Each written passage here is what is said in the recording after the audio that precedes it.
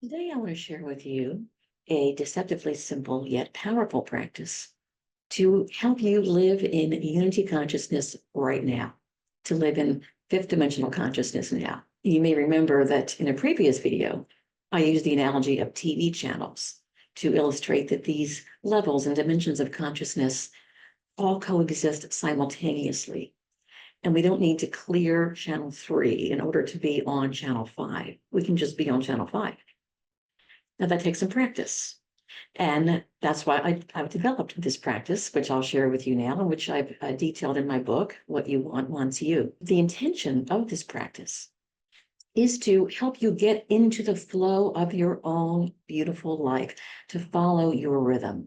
Because in unity consciousness, we're no longer figuring things out in our heads, trying to strategize, trying to take steps to get what we want, trying to make things happen, trying to protect what we have. It's a very different experience in unity consciousness. It's where we know, we feel that we are in unity with, we are united with our desires and with all the resources required for their realization. We are in unity with our own intuition, our own energy. There is no separation. And so as we learn to feel into that, to relax into our own energy and rhythm, what happens is our lives begin to flow. We navigate through our lives with greater ease and grace and flow. Here's the practice, and it's something to play with when you're choosing what to do and when. I'll share with you how this came to me.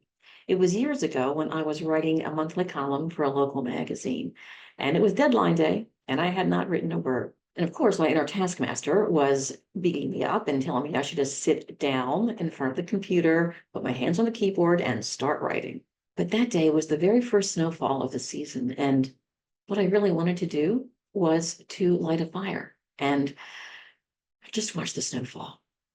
And somehow or other, I gave myself permission to do exactly that. It was so nourishing. It was just so nourishing to me. And I enjoyed every minute of it. And when the fire finally died down, without any specific thought in my mind, I simply got up and went to my laptop, sat down, and wrote the article. It practically wrote itself. It was one of the easiest articles I've ever written. That was really impressive to me, that in following my energy, my genuine in the moment impulse and desire, I did not become less productive. I became more productive.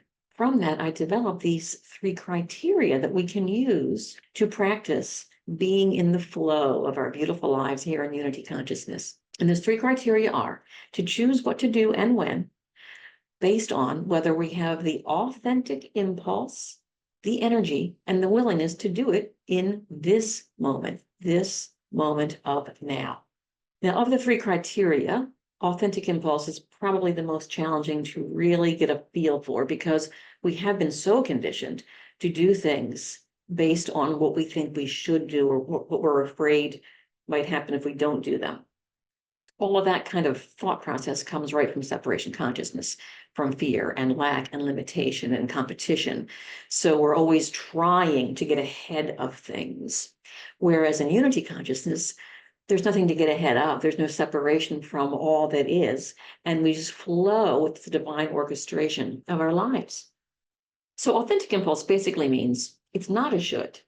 It's literally either it's a clear desire, such as my desire that day to watch the snowfall, or it's just something that very neutrally we want to have done, like perhaps working on our tax return. That typically isn't something that people think of as enjoyable.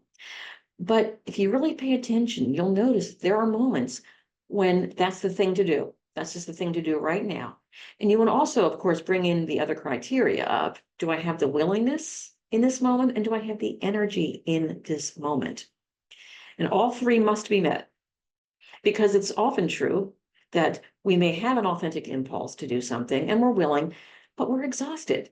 And rather than pushing ourselves, which is what we've been conditioned to do in separation consciousness, channel 3, 3D, immunity consciousness, we honor our energy. We honor our energy because that keeps us in the flow of our lives. So authentic impulse, willingness, and energy are the 3 criteria to consider, to feel into This is really key. We're developing a sense of discernment, the ability to sense rather than to think through things. So, do I have the energy and willingness to do this right now? And is this really authentic to me in this moment?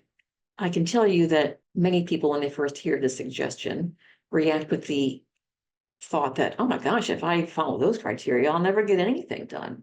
But of course, that was my great breakthrough moment. I realized that following those criteria helped me to get things done in the right time and in the most productive way. So I encourage you to set aside your doubt and to recognize too that the fear of not getting things done comes from the conditioning of separation consciousness, where it's never enough. There's not enough time. We're not enough. We have to force ourselves. We have to push ourselves. All of that we're leaving behind when we choose to be in unity consciousness. I encourage you to experiment with this really sincerely. Give it a try more than once, because it does take a little practice to develop the discernment of what an authentic impulse is for you. And that's why the other criteria are very helpful, because if you're not really sure, is this an authentic impulse?